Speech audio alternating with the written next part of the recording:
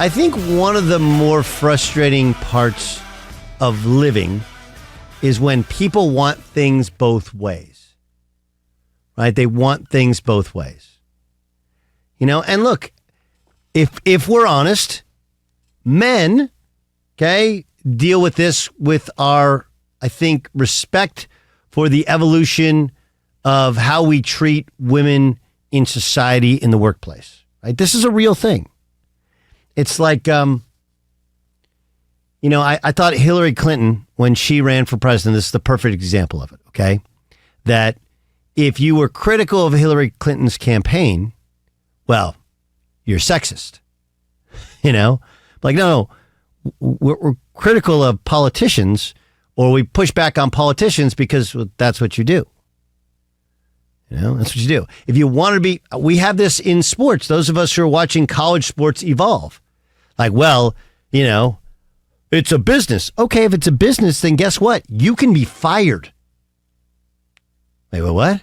Yeah, you can be fired. And oh yeah, by the way, you got to pay taxes on benefits. Like, it's one of the things with the evolution, like NIL, and hey, let's make college athletes into employees.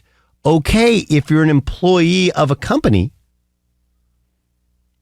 and for example, you get relocated. Anybody ever gotten relocated for work? They'll say, "Oh, we're going to give you $5,000, $10,000, $20,000, $30,000 for relocation." Like, that's dope. I can move my whole house. I can move my cars. You're like, great. And then all of a sudden you get a bill. You're like, wait. I thought you paid for $30,000 in relocation fees. We did. You get taxed on that benefit. I go, what? Like, yeah, that's what it's like to be an adult, is any benefit you get taxed on. Excuse me? Yes. So before you say you want to be treated like any other employee, okay, you'll be treated like any other employee. Men will say this about women. If you want all equal rights, all equal pay, that's great. You have earned that. But remember, there are things that go with it. Right? Things that go with it. So we have that with athletes. Where just yesterday, Micah, we played for you sound of Micah Parsons saying, hey, Zach Wilson's a human being. You got to think of his feelings. You got to treat him just like anybody else. The juxtaposition of that with what Evan Neal had to say. Right? Evan Neal was the number 7 pick in the 2022 draft. He played at the University of Alabama. He's, a complete physical specimen. He's 6'7", 340 pounds. The New York Giants got booed lustily at home. Were people upset about Daniel Jones's performance? Absolutely. But they're also booing the fact that the Giants gave up 11 sacks. 11 sacks on Monday Night Football. Evan Neal had this to say after the game. The person that's commenting on my performance, what does he do? Flip hot dogs, hamburgers somewhere? Most critics really don't understand the game of football, not the level that we understand in this building. So why would a lion concern himself with the opinion of a sheep? In other words, I'm smarter than you. I'm better than you. You don't know about what I do. And because I'm better than you, you can't comment on what I do. This goes in complete opposition to the, hey, I'm more than an athlete. I'm a human being. You got to treat me with the respect and dignity of every other human being. Which is it? Are you better than us? Or are you just like us? It's trying to have it both ways. And oh yeah, by the way, it gives everybody the chance for the epic, I'm a regular guy radio rant. It's a guy named Don LaGreca. Okay. And Don LaGreca has been a radio host in New York for a long time. I don't think they're actually on the radio anymore or maybe not yet, but ESPN Radio New York no longer has a radio affiliate. They just simply kind of digital, and then they're on a TV network, but whatever. He's been a New York radio guy for a long time. Michael Kay, and he's part of Michael Kay's show. And when he heard these comments, here was his rant the day after the Giants got humiliated on Monday Night Football. Are you kidding me? Are you kidding me? I'd cut his ass. I would. How dare you? How dare you? These people pay your salary. They pay an obnoxious amount of money to park, an obnoxious amount of money for PSLs, to sit there and watch this pap, and you call them hamburger flippers? What, you're so much better? I'd rather have a guy that's flipping hamburgers block than your piece of garbage ass. Who the hell are you to talk to fans like that? You piece of garbage. I hate when players do that. You're not above us. What, because you happen to play a sport? You make them, you're better than me? You're better than the people that pay your salary? These Giant fans were here before you, and they'll be here after your sorry ass is cut. What a piece of human trash. And I don't want to hear some apology. I don't want to hear, I was taken out of context. I don't want to hear, done. I would cut his fat ass. Oh, if I'm John Mara, I call him into the office and say, you were a first-round pick, but you're not worth anything. You don't talk to our fans that way. You don't talk to me that way. You are out of a job. You should boo him. If you see him in the mall of Willowbrook, boo his ass. If you see him on the DMV, boo him. Don't stop booing him. If he goes to the Pro Bowl, boo him. If he wins a Super Bowl, boo his sorry ass. Last part, he got a little overpassionate. If they go to the Super Bowl, you're really going to boo Evan Neal? Is that what you're going to do? Because you go to the Super Bowl, you're probably going to play a little bit better. Evan Neal yesterday offered this apology online. I'm wrong for lashing out the fans who are just passionate and frustrated as I am. I let my frustrations in my play and desire to win get the best of me. I had no right to make light of anyone's job, and I deeply regret the things I said. We're working day in, day out to grow as a team, and this was an unnecessary distraction. I apologize. He went on. Dan, he had another apology today, right? Yes, he did, Doug. Here's Evan Neal just a few moments ago in the Giants locker room. But I'm remorseful, and I definitely could have used a better choice of words. Coming from humble beginnings myself, I never want to belittle anyone, regardless of their financial status or their occupation. So I really just wanted to apologize for what I said. All right. Look, this is just a case of, you guys ever seen the anger iceberg? Anybody? Yeah, this is like post-therapy, Gottlieb. This is going to be a lot for you. Okay, so what comes out is anger, right? And for Evan Neal, it came out as anger, right? Then you go like under the water, the big iceberg, like what's behind it? He's embarrassed.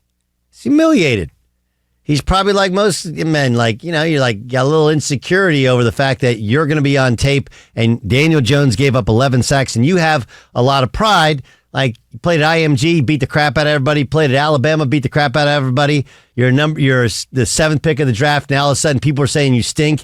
And you guys, though you have more talent, you can't do anything. And now the fans booing on you. And it just feels like the whole way of the world. All of that kind of shame, humiliation, embarrassment, incompetence, or fear of being said to be incompetent comes out as anger.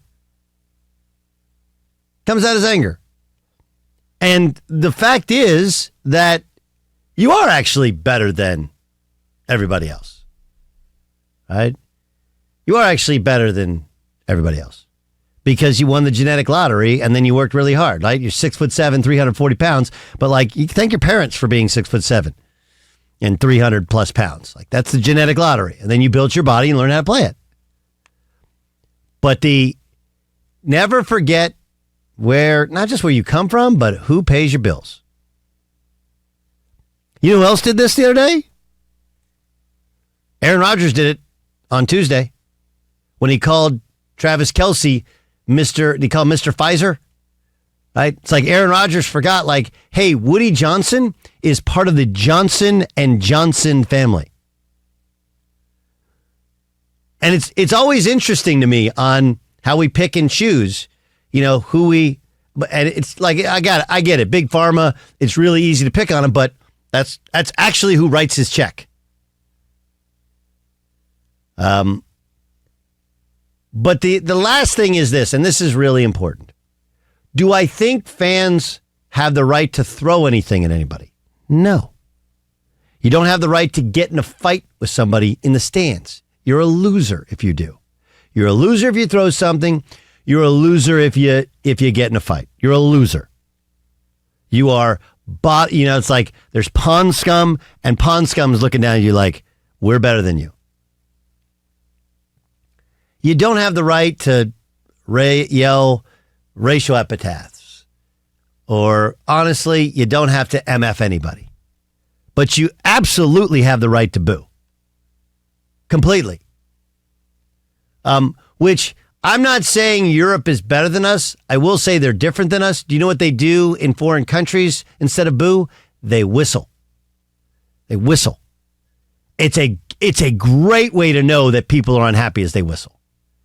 And the thing about professional athletes that you're going to have to learn, and Micah Parsons has to learn this from his insane comments that, Zach Wilson's a human being and people are, he's really, really good and he shouldn't receive any criticism. And if Rodney Harrison is so good, why doesn't he play quarterback? Like it was just an insane rant.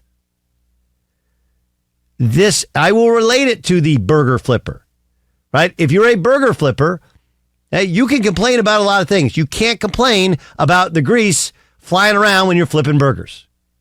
If you're the janitor, you can't complain about cleaning up toilets. You may not love the job, but when you agreed to take the job, you knew that there was going to be some time in which you were going to have to fix a toilet, correct? Man, all these toilets. Like, dude, you're a janitor. Right?